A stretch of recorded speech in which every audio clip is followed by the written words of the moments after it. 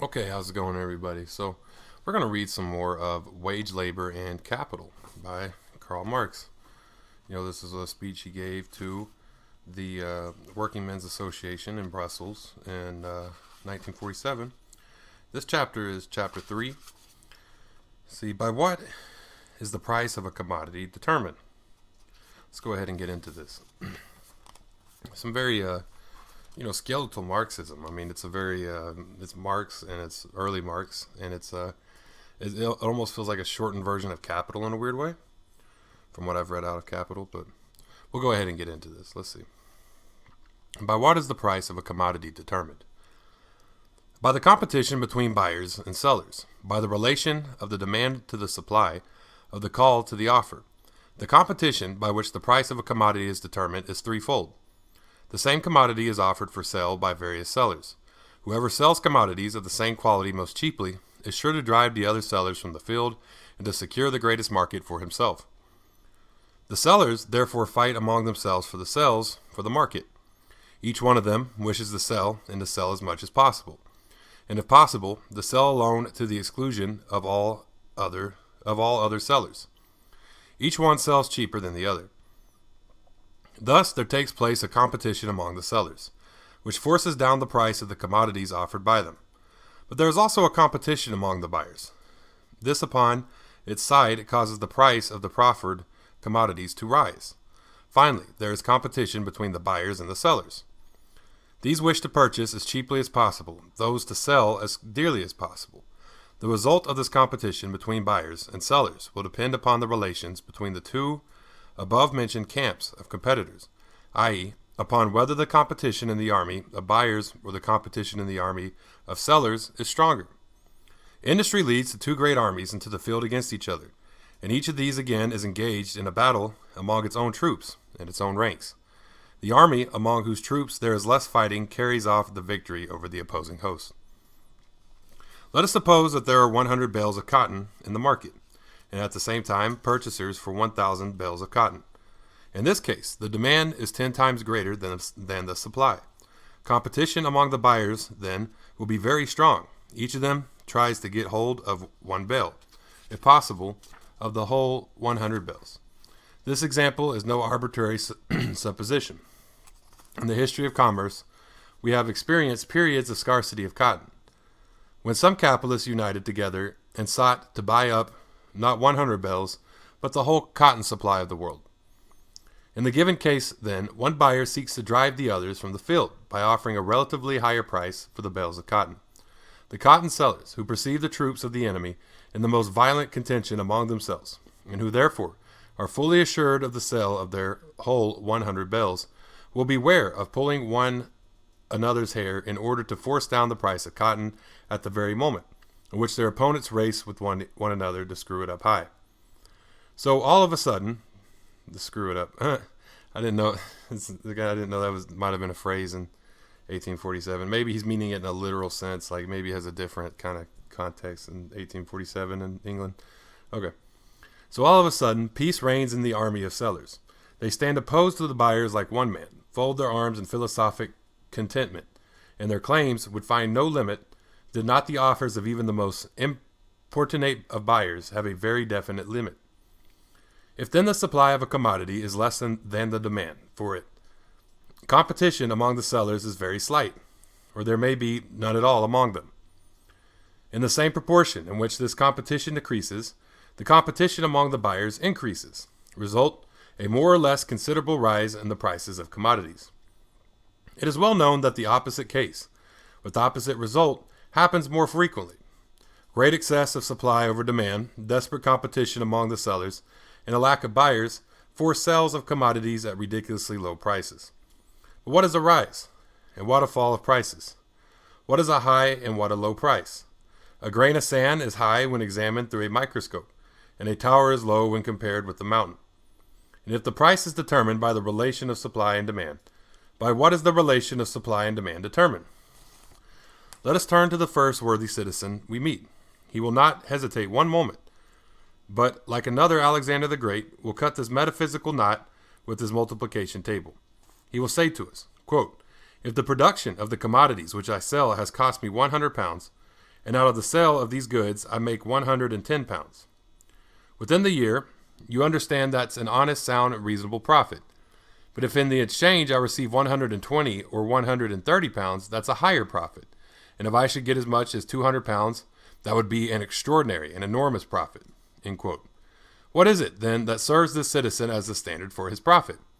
The cost of the production of his commodities. If in exchange for these goods he receives a quantity of other goods, whose production has cost less, he has lost. If he receives in exchange for his goods a quantity of other goods, whose production has cost more, he has gained. And he reckons the failing or rising of the profit according to the degree at which the exchange value of his goods stands, whether above or below his zero, the cost of production. We have seen how the changing relation of supply and demand causes now a rise, now a fall of prices, now high, now low prices. If the price of a commodity rises considerably owing to a failing supply or a disproportionately growing demand, then the price of some other commodity must have fallen in proportion.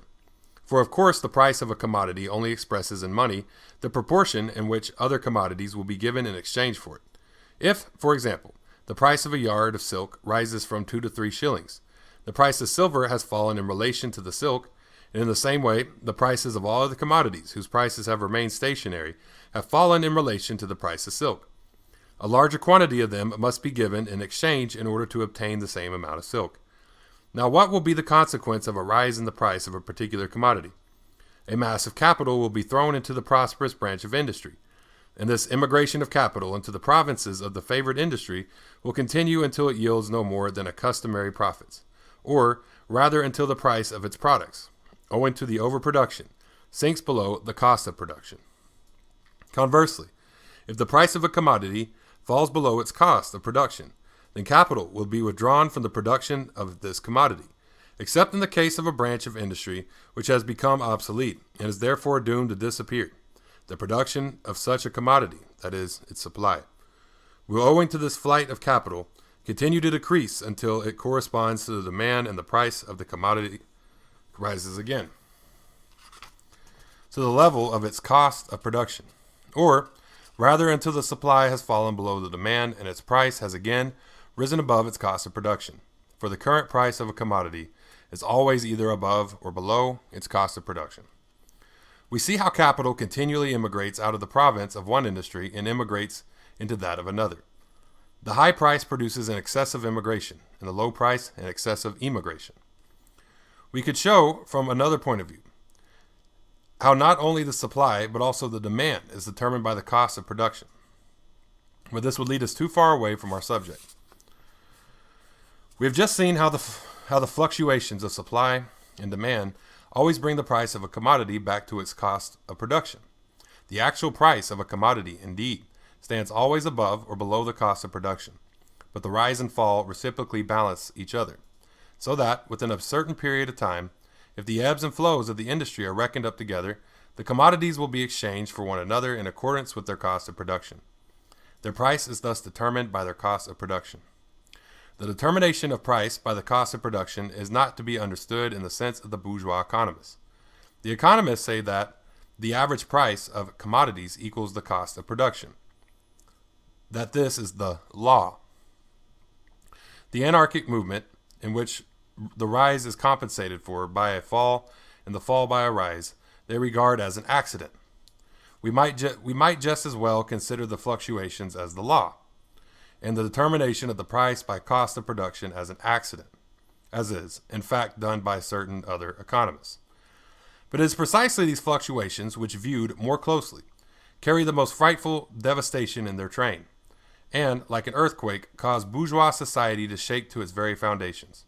It is precisely these fluctuations that force the price to conform to the cost of production. In the totality of this disorderly movement is to be found its order. In the total course of this industrial anarchy, in this circular movement, competition balances, as it were, the one extravagance by the other. We thus see that the price of a commodity is indeed determined by its cost of production, but in such wise that the periods in which the price of these commodities rises above the cost of production are balanced by the periods in which it sinks below the cost of production, and vice versa. Of course, this does not hold good for a single given product of an industry, but only for that branch of industry. So also, it does not hold good for an individual manufacturer, but only for the whole class of manufacturers. The determination of price by cost of production is tantamount to the determination of price by the labor time requisite to the production of a commodity. For the cost of production consists first of raw materials and wear and tear of tools, etc., i.e., of industrial products whose production has cost a certain number of workdays, which therefore represent a certain amount of labor time, and secondly, of direct labor, which is also measured by its duration. Okay, well, thank you all for tuning in. That's chapter 3 of Wage, Labor, and Capital. That is, by what is price determined. So, next there's a short one here called, you know what? Let's go ahead and read this part too. This is chapter 4. This is by what are wages determined, just because it's short. We'll go ahead and get it in on this one. Now, the same general laws which regulate the price of commodities in general naturally regulate wages, or the price of labor power. Wages will now rise, now fall, according to the relation of supply and demand, according as competition shapes itself between the buyers of labor power, the capitalists, and sellers of labor power, the workers. The fluctuations of wages correspond to the fluctuation in the price of commodities in general. But within the limits of these fluctuations, the price of labor power will be determined by the cost of production, by the labor time necessary for production of this commodity, labor power. What then is the cost of production of labor power? It is the cost required for the maintenance of the labor as a laborer, and for his education and training as a laborer. Therefore, the shorter the time required for training up to a particular sort of work, the smaller is the cost of production of the worker, the lower is the price of his labor power, his wages. In those branches of industry in which hardly any period of apprenticeship is necessary, and the mere bodily existence of the worker is sufficient, the cost of his production is limited among exclusively to the commodities necessary for keeping him in working condition. The price of his work will therefore be determined by the price of the necessary means of subsistence. Here, however, there enters another consideration. The manufacturer who calculates his cost of production and, in accordance with it, the price of the product, takes into account the wear and tear of the instruments of labor. If a machine costs him, for example, 1,000 shillings, and this machine is used up in 10 years, he adds 100 shillings annually to the price of the commodities, in order to be able, after 10 years, to replace the worn-out machine with a new one. In the same manner, the cost of production of simple labor power must include the cost of propagation, by means of which the race of workers is enabled to multiply itself, and to replace worn-out workers with new ones. The wear and tear of the worker, therefore, is calculated in the same manner as the wear and tear of the machine. Thus, the cost of production of simple labor power amounts to the cost of the existence and propagation of the worker. The price of this cost of existence and propagation constitutes wages. The wages thus determined are called the minimum of wages. This minimum wage, like the determination of the price of commodities in general by cost of production, does not hold good for the single individual, but only for the race.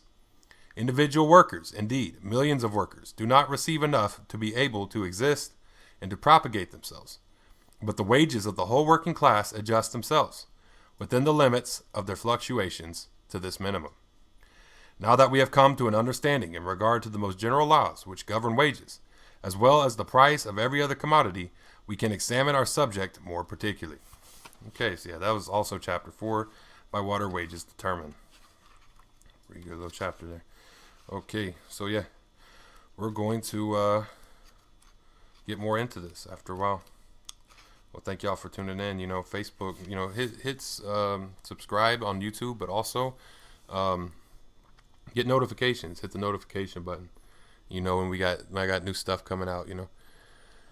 So go ahead and hit me up there. Facebook, Twitter, YouTube, Tumblr, Medium. Hit me at any of those. Reach out to me, talk to me, give me say something to me, and I will be there to respond. Thank y'all for tuning in. Y'all have a great day. All those are Marx's, by the way. I don't know if I told y'all that. I don't know if I said that. Marx's. But y'all have a great day, and Dodada Goy.